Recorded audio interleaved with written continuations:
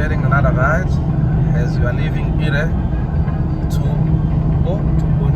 Bonico. Are we in the north side or central of Ivory Coast here? I think not central part, the central part of Ivory Coast. So we are deep in the central part of Ivory Coast, and we spent a few days at HIRÉ and now heading to Bonico. Yes. Bonico, allied gold mine. It's always beautiful to share a few minutes of a ride with our people from all over the world, especially our brothers from India. As you love Way to Project channel, I see you got the bigger audience for the channel. It's also our people, friends from USA, in America, also some good audience from Germany, the technology country, and also the rest normally it's from Europe or Africa, our blood brothers in Africa. So yes, we are sharing this ride with you from HIRÉ to Bonico in Ivory Coast. The green lands, everything is green, everything is beautiful, everything is nice. So enjoy the ride and welcome to Côte d'Ivoire.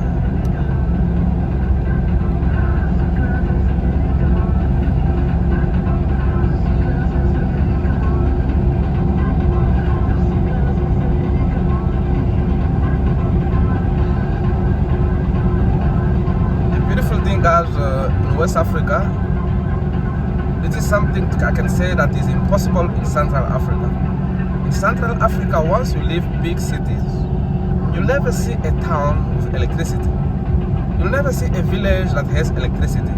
But you can see that normally in West Africa, everywhere you go, in the villages, people do have electricity, they do have roads. And this makes normally people have quite a good mobility to move around, to sell their goods. And I can see that normally this is the secret of having a very stable economic situation in Ivory Coast, because once we give the power to the people in the village to sell their goods, to sell bananas, to sell coconut, to sell everything they produce, the transport is accessible, road is there, electricity is there, then the country can develop. This is something really we're looking forward for most African countries, especially the French-speaking countries. Here I'm talking about countries like the DRC Congo, a blessed country with a lot of natural resources. But if you travel, people are suffering because the government is not putting any electricity, no water for the people in the rural area. Same if you go in Central Africa. Same story if you go in Congo Brazzaville. Same story if you go in countries like Burundi, Uganda. You don't really see, I don't know in Uganda if you guys do have electricity in the rural area, but to my understanding, Cameroon, Central Africa, Congo Brazzaville, Congo DRC is a problem. People don't have electricity in the rural area. That is a problem. And this is normally one of the things you guys need to learn and try to transform this and give people power, give them roads, give them water, give them electricity so that people can enjoy. Africa is good. Africa is beautiful. We have been blessed. That's it up to the politicians to do something. People don't ask much. Look what is happening here. You've seen from the previous video that normally same scenario in Ghana. Ghana even much better because in each village you see very nice houses. People in Ghana has a very nice culture where they go. In America, they go to UK, they go to Australia to make money. Once they've got their money, they have to come back. Must come back to Ghana, to the village to try to develop the village, build beautiful houses. That's how we develop a country. Thus, it's very, very good for us guys to try to change this situation in most countries in Africa. And we always argue that most of French-speaking countries are not well developed. but I believe that Ivory Coast is not the case. Ivory Coast, everything seems to be good. Everything seems to be okay. Thanks guys, enjoy the ride.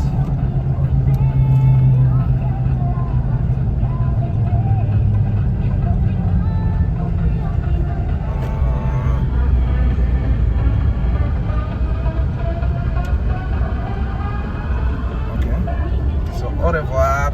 So we're going to leaving our tar road and hitting the road that will take us to mine. We're about to enter Bonikro Township. Okay.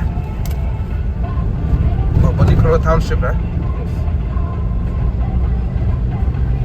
Yes. So here they are doing gold exploration.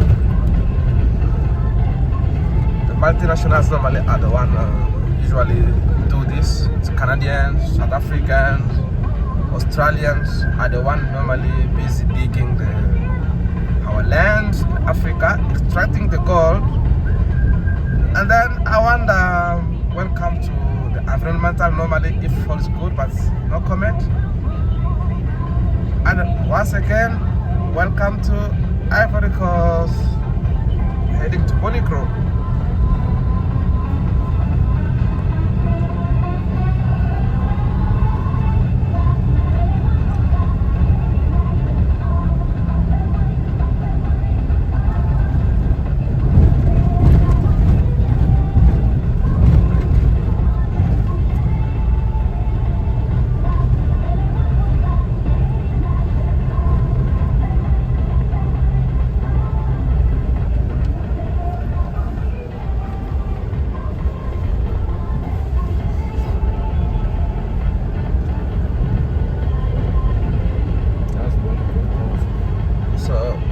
Here at Bonikro Township.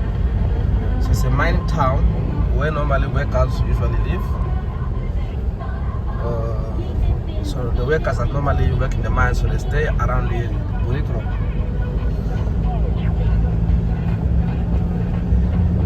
I heard that they said at first they were living at the mine. Okay.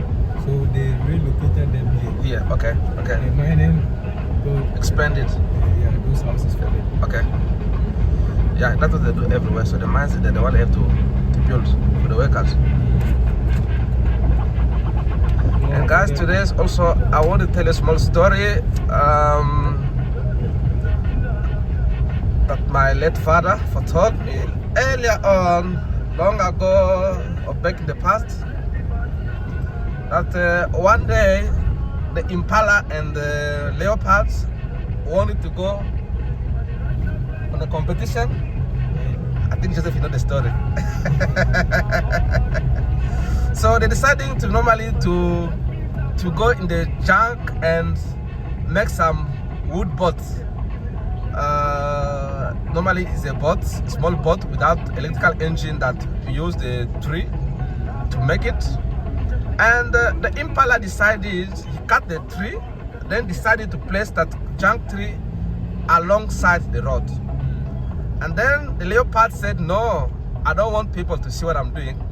I will go make my boat deep in the jungle. They started the work. Day one, the impala started to make the hole on the trunk. And then someone was passing by. So every time a person is passing by, the impala will go hide in the bush. They don't want to see that he's the one building making that boat. The first person came to see and was like, commented on the boat. Oh, this guy. The boat is making it good, but it's supposed to go deeper. Because the lighter is the boat, the faster it will run in the water. And the guy didn't know that normally the comment he was making, the impala was listening to it. The guy passed and continued his road. Then the impala came out from the bush and said, okay, that means I need to make it lighter. So I need to remove more of the tree from the boat.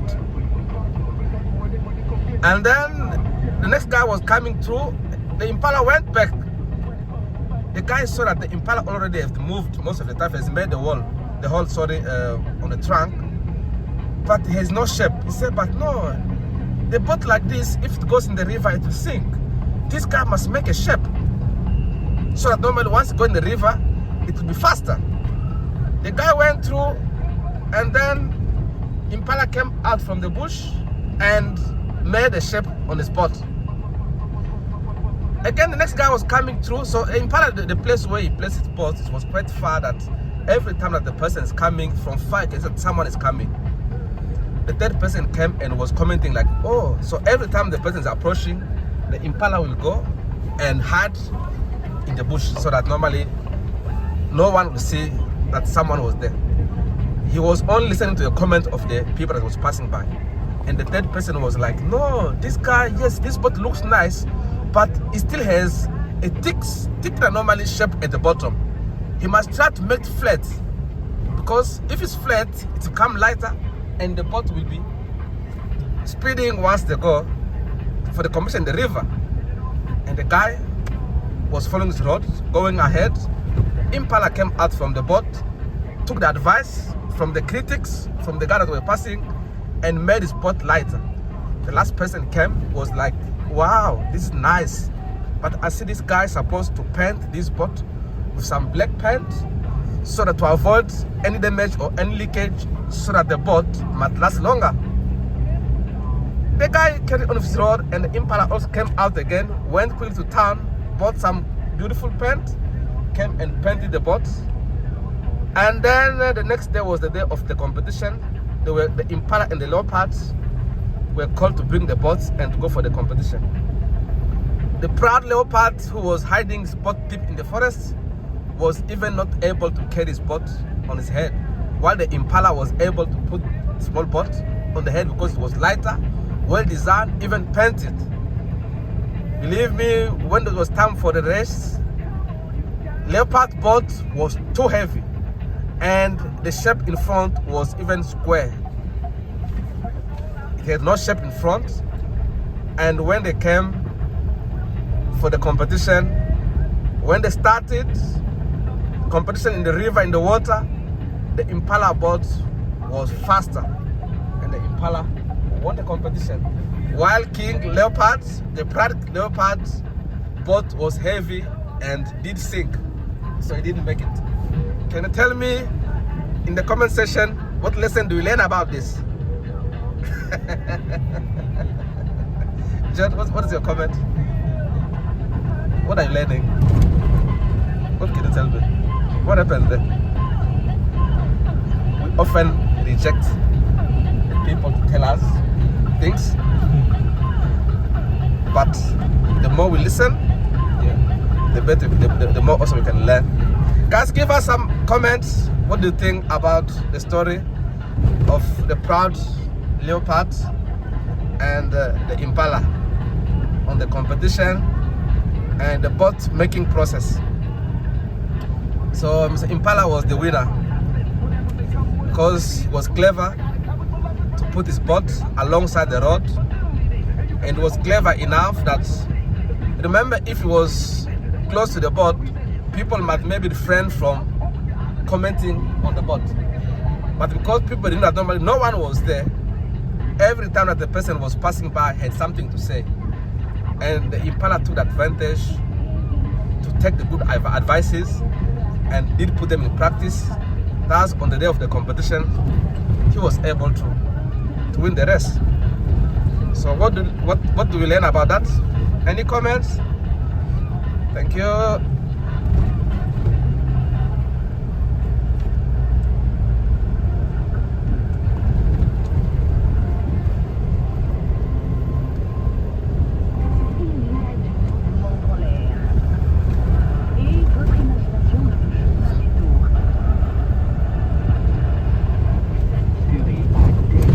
That's beautiful everywhere. Nature is beautiful.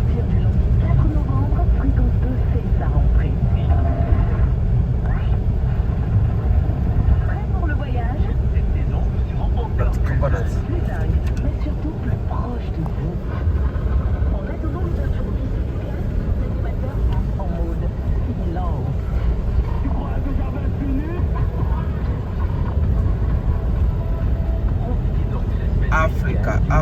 Africa.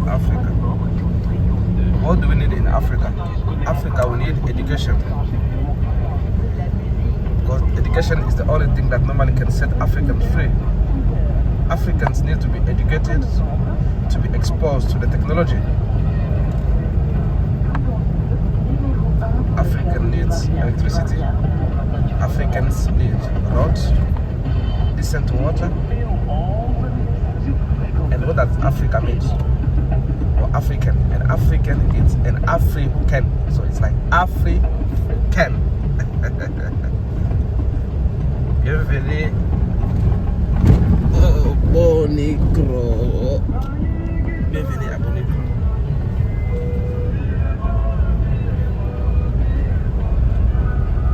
I like God.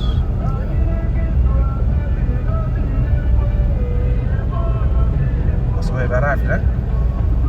Guys, we have arrived. Thanks to the end of our video. As we don't film inside. Bye bye and welcome to Abidjan. See you next time.